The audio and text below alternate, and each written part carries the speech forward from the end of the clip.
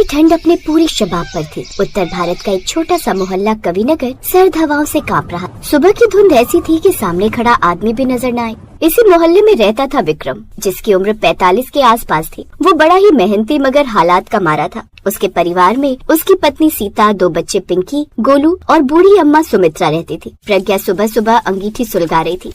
अरे विक्रम, आज तो ठंड ने हद ही कर दी। देखो तो इसे जैसे अंगीठी भी जम गई हो। क्या करें सीता, ठंड तो ऐसे पड़ रही है जैसे हमसे कोई दुश्मनी निभा रही हो।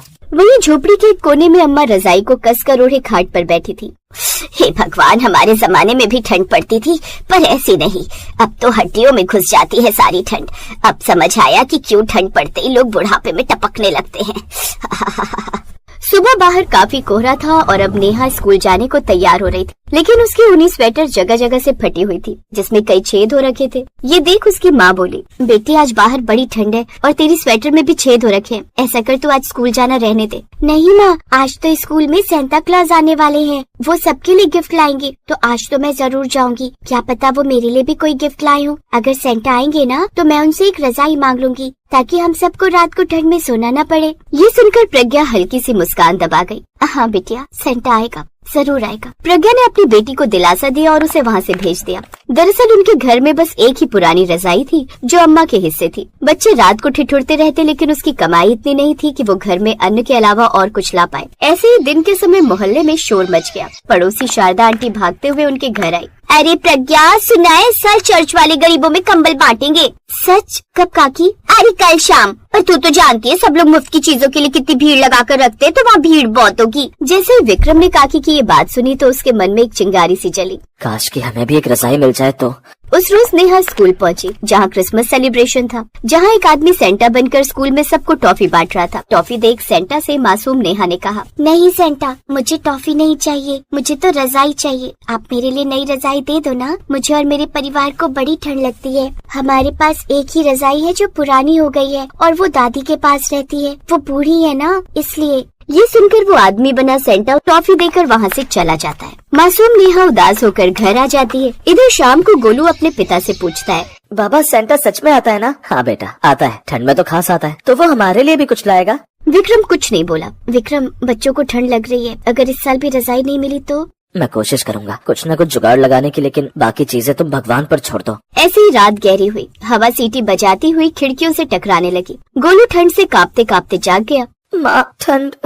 प्रज्ञा ने उसे अपने पास खींच लिया, लेकिन एक ही रजाई में 4 लोग कैसे समाते। अम्मा ने धीरे से कहा, बहू ये लो, बच्चों को रजाई दे दो, मैं पुरानी शॉल से काम चला लूंगी। नहीं अम्मा, आपको ठंड लग जाएगी। मेरी हड्डियाँ अब ठंड सहने की आदी हैं और इन बच्चों को इसकी ज्यादा जरूरत है। ये सुनकर विक्रम की आंखें भर आईं। उस रात उसे ठीक से नींद ही नहीं आई। फिर अगली सुबह क्रिसमस था, जिसके चलते नेहा के स्कूल की छुट्टी थी। फिर सुबह होते ही विक्रम चर्च की ओर निकल पड़ा। रास्ते में ठंड ऐसी थी कि सांस से भाप निकल रही थी। वहाँ पहुँचा तो उसने देखा कि लंबी कतार लगी हुई थी। विक्रम पीछे भीड़ में खड़ा था। सबको मिलेगा, धक्का मुक्की मत करो। लेकिन विक्रम लाइन में लगा रहा। फिर घंटों बाद उसकी बारी आई।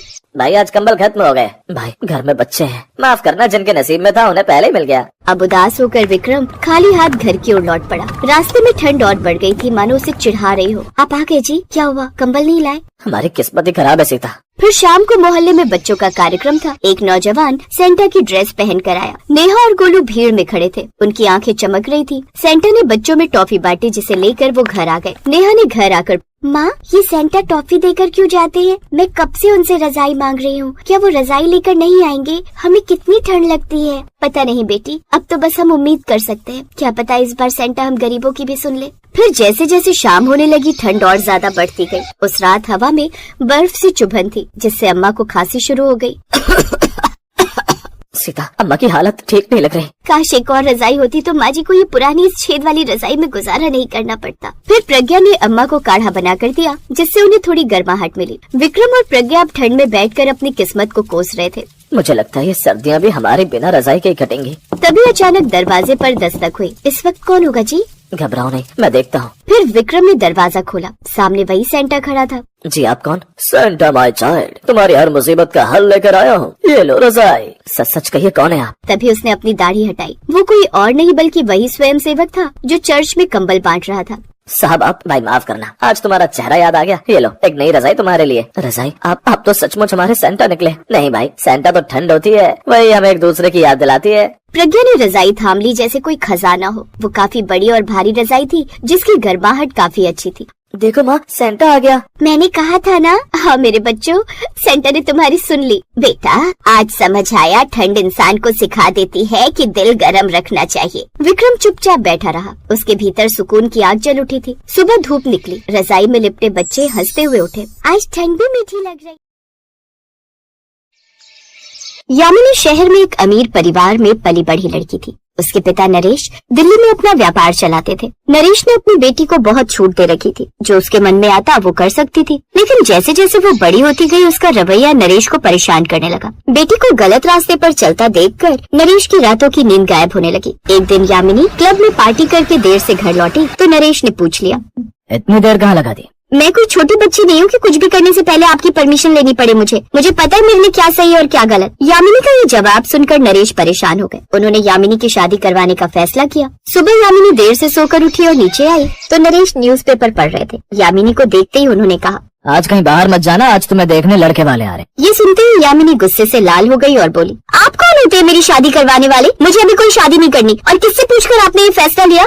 जितना बोला उतना करो, और अगर तुम आज कहीं बाहर गई तो मुझसे बुरा कोई नहीं होगा। इतना बोलकर नरेश बाहर चले गए और यामिनी पैर पटकती हुई अपने कमरे में चली गई। नरेश ने यामिनी की शादी गांव में अपने एक दोस्त के बेटे से तय कर दी थी जो गांव में खेती बाड़ी करता था। उन्हें इस बात की चिंता तो थी ही कि शहरी माहौल में बड़ी हुई उनकी बेटी गांव में कैसे रह पाएगी, लेकिन यामिनी को सही रास्ते पर लाने के लिए उन्हें ये तरीका सही लगा। यामिनी को जब पता चला कि उसके पापा उसकी शादी गाँव के एक किसान के लड़के से कराने वाले हैं तो उसके गुस्से की कोई सीमा नहीं रही। लेकिन यामिनी ने नरेश से साफ कह दिया, आप कुछ भी कर लीजिए, मैं ये शादी बिल्कुल नहीं करूंगी। मैं गांव के गवार से शादी करके अपनी जिंदगी खराब नहीं करने वाली। वो कोई गवार नहीं है, वो एक पढ़ा लिखा समझदार लड़का है और गांव में सबसे ज्यादा जमीन उसके पिता की है। वो लाखों की नौकरी छोड़कर खेती कर रहा है क्योंकि उसे अपने परिवार की चिंता है।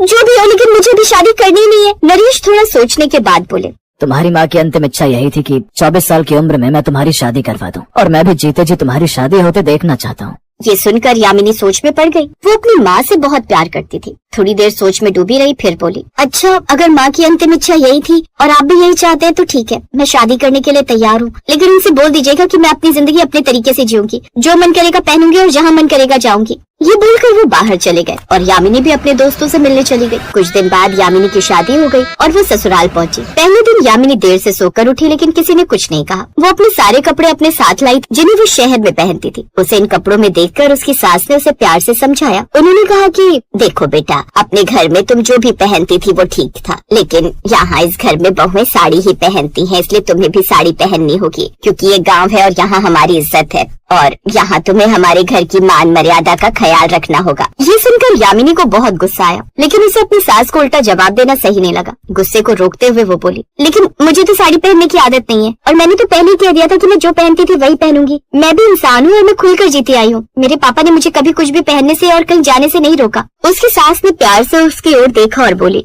मुझे पता है कि तुम कभी साड़ी नहीं पहनती, लेकिन तुम्हें आदत डालनी होगी क्योंकि गांव में मेरी बहू के बारे में 4 बातें हो और मजाक उड़ाया जाए, ये मैं नहीं चाहती। और यहाँ तुम उस तरह नहीं रह सकती जैसे शहर में रहती। ये कहकर वो बाहर चली गई। यामिनी को साड़ी पहननी भी नहीं आती थी, लेकिन उसने किसी तरह से पहननी शुरू की। उसके कपड़ों के आगे साड़ी पहनना उसे बहुत मुश्किल काम लगता था। एक दिन परेशान होकर उसने अपने पापा को फोन किया और बोली, ओफो पापा, ये आपने मुझे कहाँ फंसा दिया। पापा, ये लोग मेरी जिंदगी को अपने तरीके से चलाना चाहते हैं, मैं यहाँ नहीं रह सकती। अब मैं तुम्हारे लिए कुछ नहीं कर सकता। अब वही तुम्हारा घर है और वो लोग तुम्हारा परिवार है। अब तुम्हें अपनी बात उन्हीं से कहनी पड़ेगी। इतना कहकर उन्होंने फोन रख दिया, लेकिन यामिनी ने किसी से कुछ नहीं कहा। उसकी सास ने भी धीरे धीरे प्यार से उसे हर काम समझाया। यामिनी अपने घर में कोई काम नहीं करती थी, लेकिन यहाँ उसे घर के काम भी करने होते थे और सुबह जल्दी उठना पड़ता था। इसके अलावा उसे उसके पसंद के कपड़े पहनने की भी इजाजत नहीं थी। ये पारिवारिक बंधन उसे बहुत परेशान करते थे। एक दिन उसने फैसला किया कि अब वो ये सब नहीं सहेगी। वो यहाँ से चली जाएगी और खुलकर अपनी जिंदगी जिएगी। उसने अपने पति से कहा, तुम लोगों ने मुझे गुलाम बना रखा है, मैं ऐसे अपनी जिंदगी नहीं जीना चाहती। अर्जुन, तुम पढ़े लिखे हो, क्यों यहाँ पड़े हुए हो? तुम मेरे साथ शहर चलो, कोई अच्छी नौकरी करो और एक अच्छी जिंदगी जियो। आखिर क्या रखा है इस गाँव में? मैं अब यहाँ नहीं रहना चाहती। उसकी बात सुनकर उसका पति मुस्कुराते हुए बोला,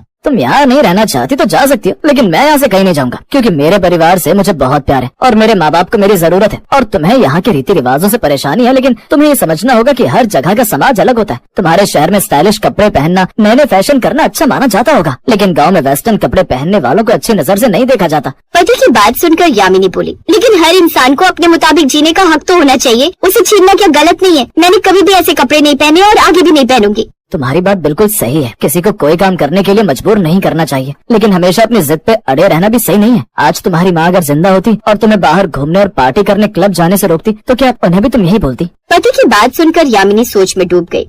मेरी माँ को अपनी माँ की जगह रखकर देखो तो तुम्हें उनकी बातें गलत नहीं लगेंगी, लेकिन उसके लिए तुम्हें इस परिवार को अपना परिवार मानना होगा। मेरे माता पिता को अपने माता पिता की तरह समझना होगा, तब तुम्हें उनकी बातें सही ही लगेंगी। यामिनी को पति का इस तरह समझाना अच्छा लगा। उसे लगने लगा कि उसे पति के रूप में एक अच्छा इंसान मिला है। पति की ओर देखते हुए यामिनी बोली, आपने ठीक कहा। आपके माता पिता ने ये जानते हुए कि मैं शहरी लड़की हूँ और मैं गांव के रीति रिवाजों को नहीं मानती, फिर भी मुझे अपनी बहू बनाया, तो मुझे भी उन्हें अपने माता पिता की तरह मानना चाहिए। यामिनी का व्यवहार अब धीरे धीरे बदलने लगा था। वो बहू की तरह रहना सीख रही थी और शहरी कपड़े पहनना भी उसने अब छोड़ दिया था। अब साड़ी पहनकर ही वो सबके सामने आती थी और उसके अंदर इतना बदलाव देखकर घर वाले सब बहुत खुश।